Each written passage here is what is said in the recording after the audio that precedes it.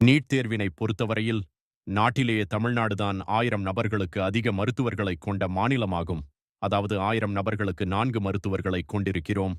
அதிக எண்ணிக்கையிலான மருத்துவக் கல்லூரிகள், அதிக எண்ணிக்கையிலான அரசு மருத்துவக் கல்லூரி இடங்கள் என மருத்துவத் துறையில் தேசிய சராசரியை விட நாம் எல்லா வகையிலும் மிகவும் முன்னேறியிருக்கிறோம். நாங்கள் கூறியது என்னவென்றால், இந்த மருத்துவக் கல்லூரிகளுக்கு 100% நிதியுதவியை நாங்கள் செய்கிறோம் என்றால், மற்ற பாடங்களைப் போல் அல்லாமல் குறைந்தபட்சம் மருத்துவ பட்டப்படிப்பு வரை மருத்துவக் கல்வியானது பொது சுகாதாரத்துடன் பிரிக்க முடியாத வகையில் பின்னிப் பிணைந்துள்ளது. சரியா? உங்களால் மருத்துவமனை இல்லாமல் மருத்துவக் கல்லூரியை நடத்த முடியாது.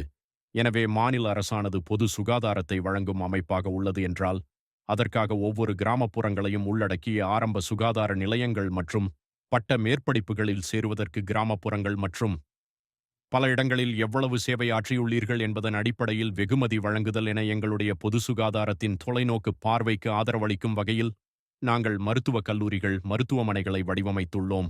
100% எங்களுடைய பட்ஜெட்டிலிருந்து வரும் நிதியிலிருந்து இவற்றை நாங்கள் செய்யும்போது, ₹1 கூட ஒன்றிய அரசிடம் இருந்து வருவதில்லை.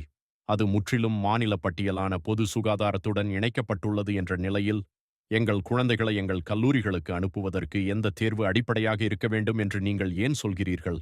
அதுதான் இங்கு ஒட்டுமொத்த கருத்தாகும்.